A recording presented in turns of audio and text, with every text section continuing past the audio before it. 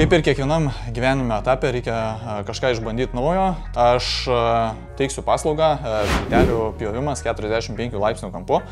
Jeigu kas, ar tu, ar tavo draugas darosi projektą kažkokį savo rankom, vienas variantas, ką galima padėti, tai galite atsiųsti plytelės, galiu aš jas paimti iš jūsų, supjauti 45 laipsnių kampu ir taip perdavęs jums jau paruoštas plyteles dėjimui, kas būtų labai paprasta, nes kiek yra tekę išbandyti daugumai visokių įrankių, gali ten pasimti įrankį, gali bandyti savo ranką, bet priklauso viskas nuo rankų, tenka daug dirbti ir panašiai.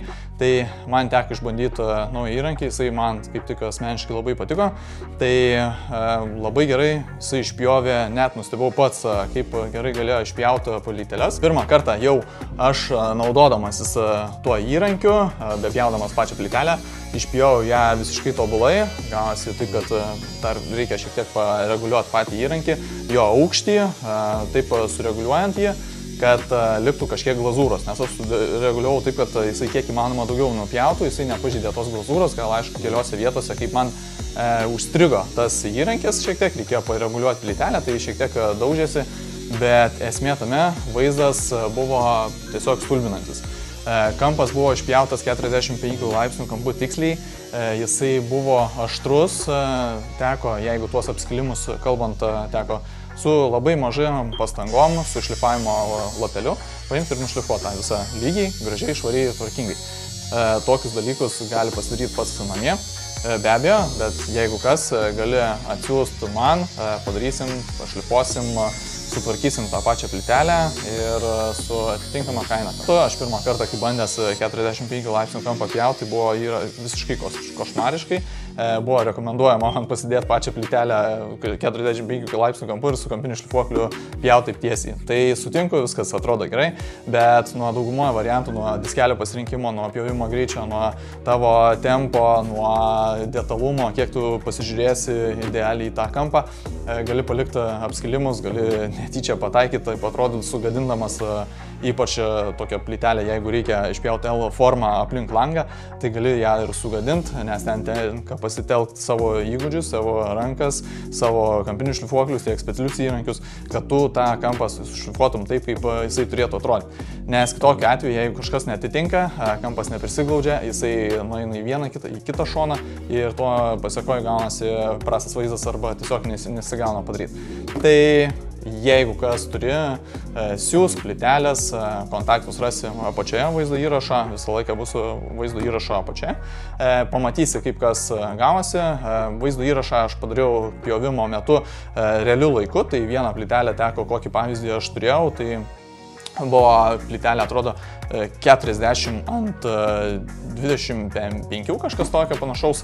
Tai ta plytelė, kadangi jinai atrodo viskas labai idealu, net ir tokią plytelę pavyko išpjauti visiškai idealiai, nors ta plytelė ir buvo labai lenkta, stačiu ir aštriu kampu. Ką pasiekoji, gaunasi dauguma visokių įrankių, tolygiai negali išpjauti. Bet mano nuostaba, šitas įrankis šitą užduotim susitvarkė kuo įmanoma idealiau ir kuo puikiau. Tai toks variantas man labai padėjo. Gavosi taip, kad plytelė įstrižai nuėjo į vieną pusę arba į kitą, jos kampai užsilenkia, per vidurį vėl visai kitaip. Tai gavosi taip, kad jeigu standartiniais įrankiais naudojantis arba pjovimo staklėm, tai gavosi kažkur tais palieka daugiau glazūros, kitur mažiau, daugiau nupjauna, tai turi daugiau palikti pačios plytelės, ne taip, kad davesti iki pačios glazūros diskelį, kad vardant to, kad ta plytelė eitų taip, kaip tu išlenkęs. Pasekoj, čia buvo naudotas siauresnis, mažesnis diskelis, storesnis, jisai pjovė tą plytelę labai gerai, dėl storio jisai nelinko, todėl ta plytelė net ir tokiam išlinkimam didžiausiam, jinai gali atlikti darbą kuo įmanoma puikiau. Aišku, jeigu kas dėl pačių plytelių išlinkimo, jau tu čia nieko nepadarysi, galima naudotis tos kampus, kaip pasakius, suklijuoji, suglaudi kampus ir viskas tenais atrodys tvarkingai, arba dar būna, kad juostelės priklijuoja su karštais klijais iš šonų, bando jas suveržti, kad kiek įmanoma tas netolygumas kuo mažiau matytųsi ir susispaustų, nes vaizdo įrašą matysite pas mane, kaip tas plytelės kampai susiliečia, o per vidurį atsiranda kažkoks 2 mm tarpelis. Gali pirmą pažiūrėti žiūrėjimo gali nesuprasti, kas tenais darosi, bet iš tikrųjų viskas yra tvarkoje, nenusimink, padarysi tą projektą, viskas gerai.